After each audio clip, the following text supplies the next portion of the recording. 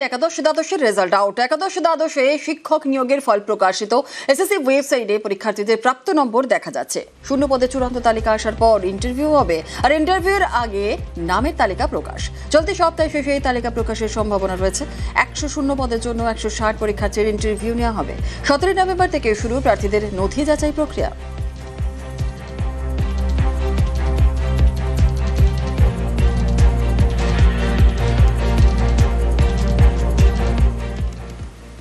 ফের জটে এসএসসি নিয়োগ নির্ভর হাইকোর্টের মামলার উপর। শিক্ষকতার অভিজ্ঞতার নাম্বার কারা পাবেন? অভিজ্ঞতার ভিত্তিতে নম্বর হাইকোর্টে, মামলার উপরই নির্ভর। পরীক্ষার ফল প্রকাশ হলেও নিয়োগ নির্ভর মামলার ওপর। মন্তব্য হাইকোর্টের বিচারপতি অমৃতা সিনহার।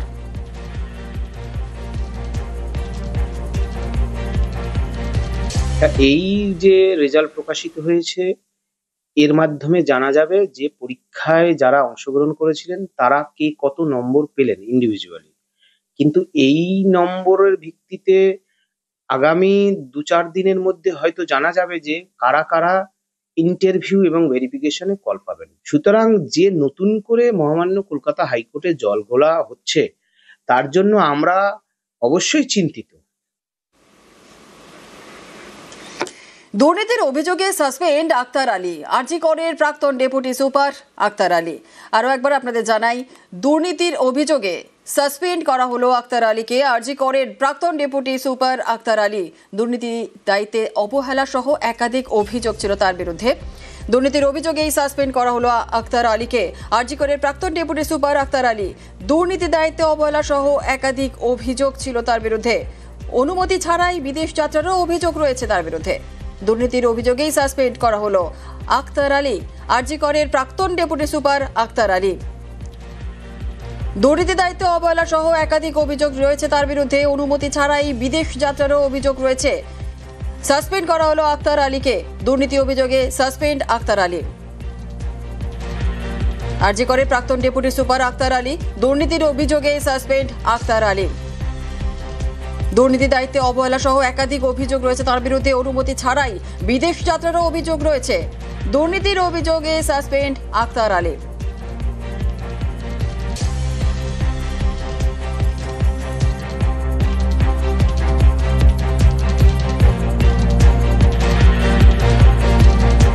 দিনের কাজ শুরু করতে কোনো আইনি বাধা নেই।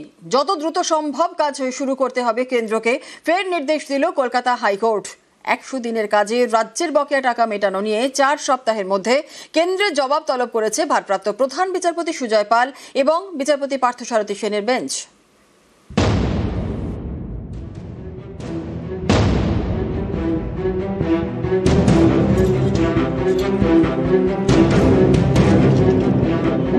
প্রথমে হাইকোর্টের নির্দেশ, সেই নির্দেশ চ্যালেঞ্জ করে সুপ্রিম কোর্টে যায় কেন্দ্র। সেখানে ধাক্কা খায়। হাইকোর্টের নির্দেশ বহাল রাখে দেশের শীর্ষ আদালত, অর্থাৎ পশ্চিমবঙ্গে চালু করতে হবে 100 দিনের কাজ। টাকা দিতে হবে কেন্দ্রকে। কয়েক মাস আগেই বকেয়া মেটানোর দাবিতে কলকাতা হাইকোর্টে মামলা করে রাজ্য।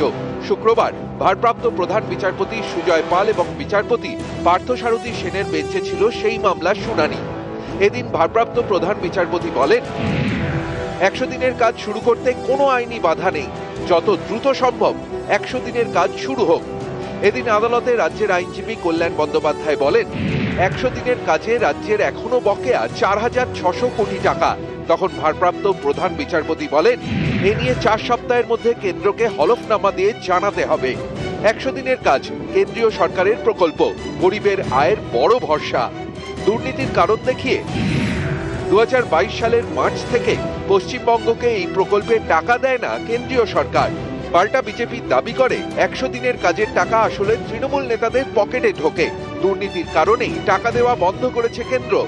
জলগড়ায় কলকাতা হাইকোর্টে গত 18 জুন হাইকোর্ট নির্দেশ দেয়, 1 আগস্ট থেকে পশ্চিমবঙ্গে 100 দিনের কাজ চালু করতে হবে কেন্দ্রকে। এই নির্দেশকে চ্যালেঞ্জ করে সুপ্রিম কোর্টে যায় কেন্দ্র। সেখানে তারা ধাক্কা খায়। হাইকোর্টের নির্দেশ বহাল রাখে শীর্ষ আদালত। এদিন ফের একবার কেন্দ্রকে 100 দিনের কাজ দ্রুত চালুর নির্দেশ দিল কলকাতা হাইকোর্ট।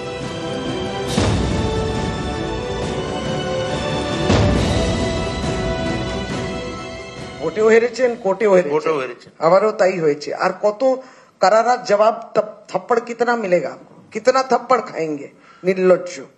সাধারণ মানুষদের বঞ্চিত করেছেন, রাজ্যকে বঞ্চিত করেছেন। আর কত নির্দেশ দরকার? চোখে আঙুল দিয়ে দেখিয়ে দিচ্ছি আপনারা ভুল করেছেন। কেন্দ্রীয় সরকার, আদালত 100 দিনের কাজ চালানোর নির্দেশ দিয়েছে, তার সঙ্গে সঙ্গে এটাও বলেছে যে 100 দিনের কাজের টাকার হিসাব দিতে হবে। দিয়ে বলে দিয়েছে যেখানে যেখানে দুর্নীতির বিরুদ্ধে তদন্ত চলেছে তদন্তগুলো চলবে। ওই রায়টাই স্ববিরোধিতায় বলা। গরিব মানুষ বঞ্চিত হচ্ছেন, 100 দিনের টাকা পাচ্ছে না। আমরাও তো 100 দিনের টাকা চাই। 11,000-এর বেশি তো আমাদের প্রার্থীও জিতেছে পঞ্চায়েত। নিউজ 18 বাংলা।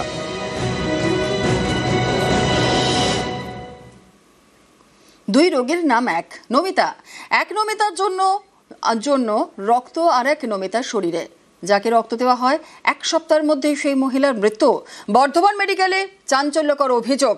চিকিৎসায় গাফিলতির অভিযোগে সরব মৃতের পরিবার। কমিটি গড়ে তদন্তের আশ্বাস সুপেরের।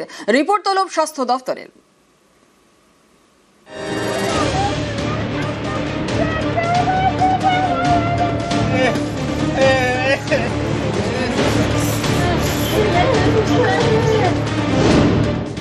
ভুল রক্তে রোগীর মৃত্যু।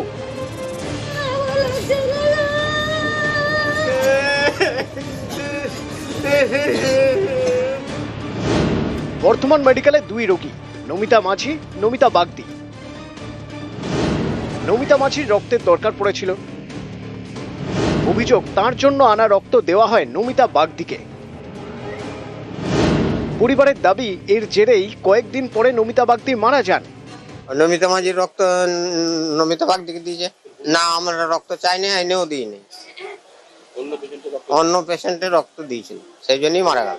তো ফেরত দিতে পারবে না, যে মেয়েটা আমাকে ফেরত দাও, তা তো দিতে পারবে না।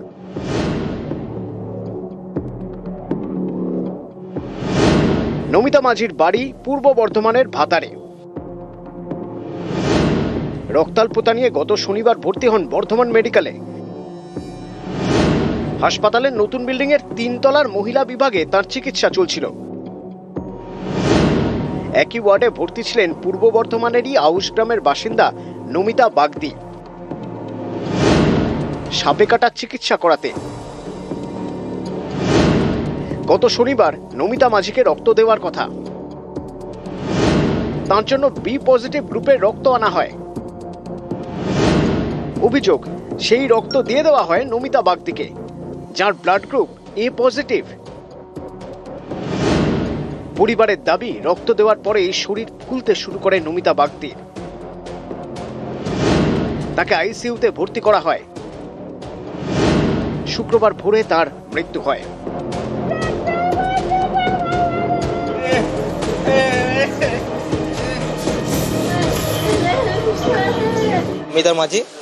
নমিতা মাঝি পিলার তোমার নমিতা বাগদি আমার মাকে দিয়েছে। তারপর পেশেন্টের হাত মাত সব ফুলে যাওয়া একাকার, আইসিতে ভরেছে। রক্তটা তোমার ডাক্তারই দিয়েছিল।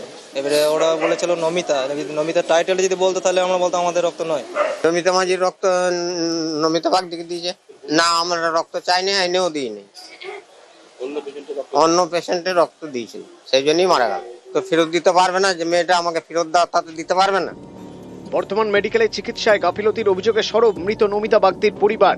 এ নিয়ে হাসপাতাল কর্তৃপক্ষকে লিখিত অভিযোগ জানানো হয়েছে।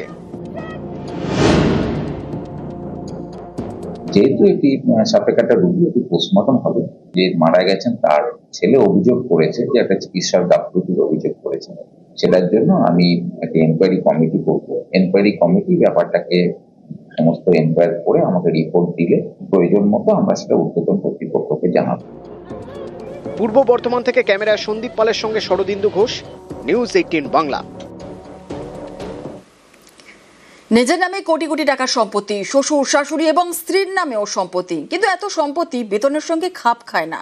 এই অভিযোগে গ্রেফতার কলকাতা পুরসভার অ্যাসিস্ট্যান্ট ইঞ্জিনিয়ার পার্থ চোংদারকে গ্রেফতার করেছে রাজ্য পুলিশের দুর্নীতি দমন শাখা।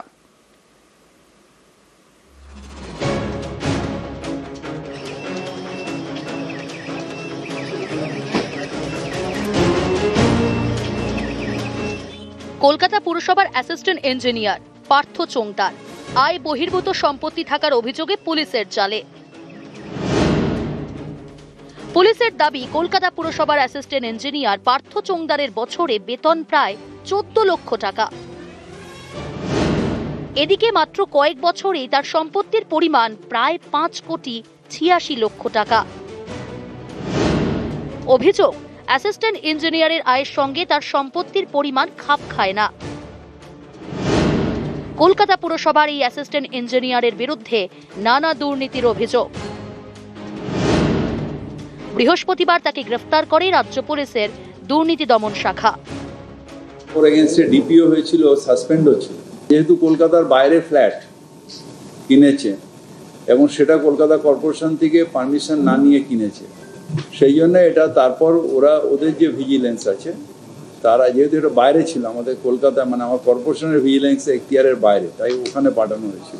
ওরা এটা ভিজিলেন্স করে দেখেছে যে ইট ইজ অফেন্সিভ, মানে অন্যায়, তাই ওকে অ্যারেস্ট করেছে। 5 কোটি টাকার ওপরে আমরা পেয়েছি 5,86,21,199। পর্বত সমান দুর্নীতি। এটা 7 দিনের কাস্টাডি আমরা চেয়েছিলাম, পুলিশ কাস্টাডি। আমরা ডেফিনিট যে আমরা আরো কিছু বার করতে পারবো। কলকাতা পুরসভার টালা পাম্পিং এবং প্ল্যানিং টাউন বিভাগের অ্যাসিস্ট্যান্ট ইঞ্জিনিয়ার পদে ছিলেন পার্থ চোংদার। পুলিশের দাবি, বছর খানেক আগে তার বিরুদ্ধে আয় বহির্ভূত সম্পত্তি নিয়ে অভিযোগ জমা পড়ে। তদন্তে নামে রাজ্য পুলিশের দুর্নীতি দমন শাখা। পার্থ চোংদারের সম্পত্তির বহর দেখে তাকে হিসেব জমা দিতে বলা হয়, কিন্তু তিনি তা দিতে পারেননি। এরপর বৃহস্পতিবার তাকে গ্রেফতার করা হয়। তদন্তকারীদের দাবি,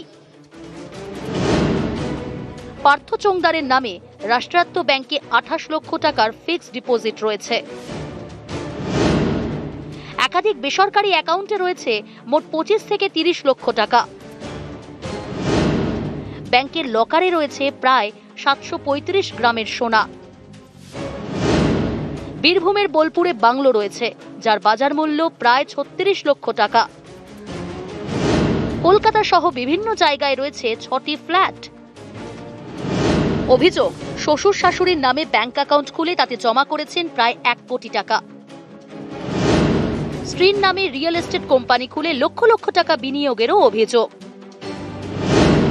একাধিকবার ইউরোপ, মালয়েশিয়া, ব্যাংকক ট্যুর করেছেন। 1/1/17 থেকে 9/8/23 এই সময়ের মধ্যে ওনার স্যালারিটা ছিল 56 লাখ সামথিং। কিন্তু দেখা গেল অ্যাপার্ট ফ্রম স্যালারি, শুধু স্যালারি উনি বিভিন্ন অ্যাকাউন্টে সেখানে প্রায় 98 লাখসের ওপর উনি কিন্তু ডিপোজিট করেছেন অ্যাপার্ট ফ্রম স্যালারি। একজন সরকারি অফিসার হয়ে উনি উইদাউট গেটিং এনি পারমিশন উনি কিন্তু একটা শেয়ার হোল্ডার একটা কোম্পানিতে নিজেকে ইনভলভ করেছেন। আমরা যে 7 দিনের পিসি চেয়েছিলাম, লার্নেড কোর্ট সব শুনে 7 দিনের পিসি দিয়েছিলেন, 14 তারিখ অব্দি পিসি। কোথা থেকে এলো এত টাকা? যেখানে একজন অ্যাসিস্ট্যান্ট ইঞ্জিনিয়ার পদে কর্মরত এই পার্থ চোংদার, যার বছরে বেতন 14 লাখ, সেখানে তার অ্যাকাউন্টে 1 বছর জমা পড়েছে কোটি টাকা। সেই টাকা উচ্চ সন্ধানে নিজেদের হেফাজতে নিয়ে জেরা করতে চাইছে দুর্নীতি দমন শাখা। ক্যামেরায় সৌমেনের সঙ্গে অমিত, নিউজ 18 বাংলা, কলকাতা। অবশেষে জয়ন্ত সিং এর বাড়ি ভাঙার নোটিশ, আরিয়া তৌহিদ রাশের প্রাসাদ ভাঙার নোটিশ গতকাল রাতে এই বাড়িতে সাটিয়ে দিয়েছে পুরসভা। 4 সপ্তাহে জয়ন্তের বেআইনি বাড়ি ভাঙার নির্দেশ। হাইকোর্টের নির্দেশের পরই নোটিশ দিয়েছে কামারহাটি পুরসভা। ভাঙার ক্ষেত্রে যে পদ্ধতি, সেই পদ্ধতি আমাদের অলরেডি শুরু করেছি আমরা। আর ভাঙতে গেলে তো আপনারা জানেন এর আগে হয়েছে, ভাঙতে গেলে আমার পৌরসভায় তেমন লোক নেই যে যাদের দিয়ে ভাঙাবে। আমাকে এনসি কে ডাকতে হবে। 4 সপ্তাহ মাত্র সময় দিয়েছে। তো এখন আমি বলছি 4 সপ্তাহ এটা হওয়া কথা নয়, পারা যাবে না, কিন্তু আমরা শুরু করি, তারপর করতে পারে যাবো, সেখানে আটকাবো যাবো। ওদের অর্ডার তো অমান্য করতে পারবো না।